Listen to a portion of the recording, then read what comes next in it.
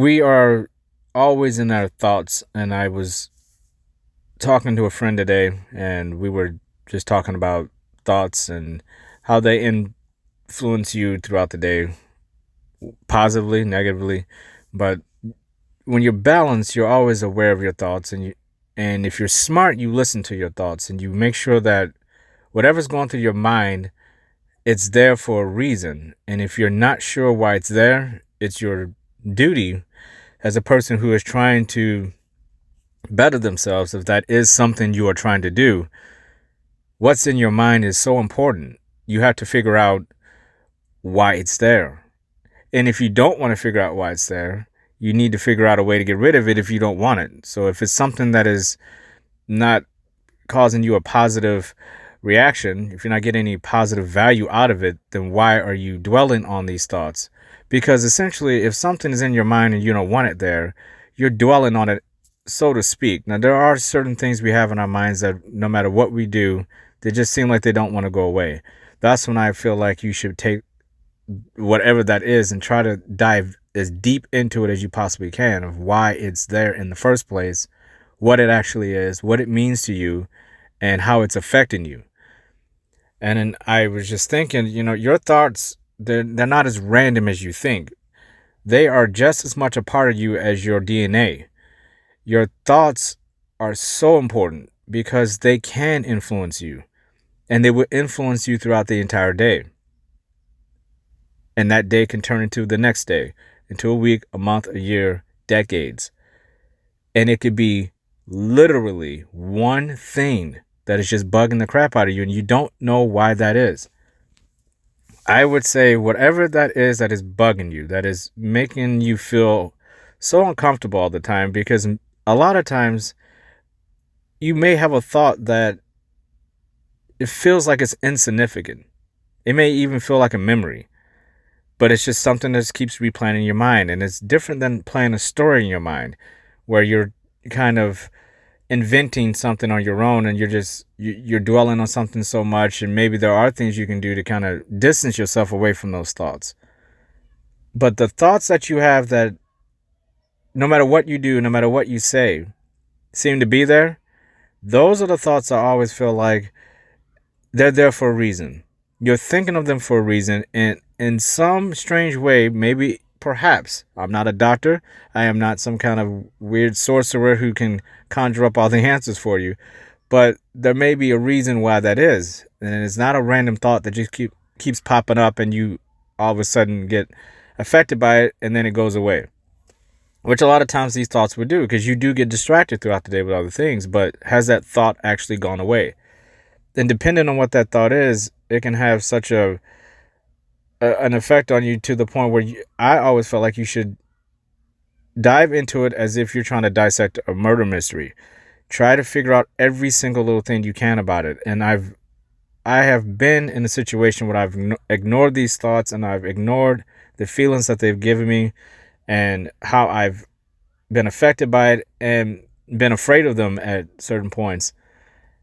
And it was only because I was running away from the thought. The thought, not to put any type of label on the thought. That's why I'm keeping it very vague, because everybody's thoughts are different. I'm just talking theoretically, a hypothetical thought.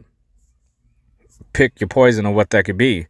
But when it's in my mind, when I get those thoughts and I start feeling like the random, if they keep popping up, that's not random. You're starting to develop something that's going to be put into a routine in your life. And now you're in a situation where you've allowed this thought to enter your patterns, your rhythm, your frequency in life, and it can not only affect you, but it can affect other people. It's affecting your life. So if it's going to be something that is more than a random event that's just popping up here and there occasionally, if it's something that is frequent, then it's not random. It's you. There's something about you that you need to work out. And the only way to do that is that whatever that thought is, you have to face it as if you're facing your greatest enemy. An enemy that is stalking you. You can't run from it. There are enemies that you can face and they may turn around and walk away. But I would say when it comes to the mind, especially the mind of somebody who is trying to figure out who they are, maybe trying to create a new and better version of themselves. The last thing you need is an enemy that is stuck in your mind, because that's when you're going to have the hardest battles with yourself. So you can't procrastinate on those. Those are the things, those are the battles that you have to enter immediately. Get your sword and shield, so to speak, and go fight. Try to take this enemy down in your mind in one battle before it turns into a war. Because the war is what you're trying to... You do not want a war. You can have a battle, a one-on-one battle with yourself. That's fine. If it was something, if we were talking about a fist fight somewhere, I'm not advocating fighting, but I'm saying if you see somebody fighting, the last thing you wanted to do is turn into a riot.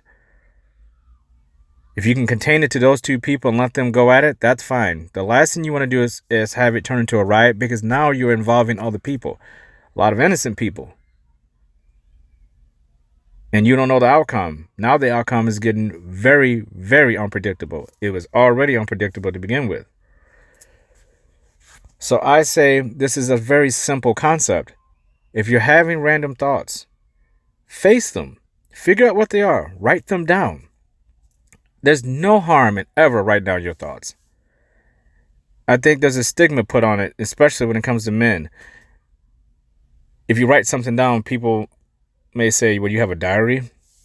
You have a journal? And my answer to that is, yep. Because what's the downside of writing down your thoughts? You can call it whatever you want. They're your thoughts written down in the words. They're no different than if you was to take those same thoughts and vocalize them to someone. You wouldn't walk up to someone and say, are you going to speak your diary to me? No, what's the difference? What I like about writing it down is that you're forced to think about the thought while you write it. Because even with speaking it, you can bend the truth. It's much harder to bend the truth to yourself when you're writing something. And you're not writing a novel. You're writing down a few key words here and there. And ultimately it boils down to one thing. If you can boil down that thought into one word, what would that word be? And you start from there. And then you branch out.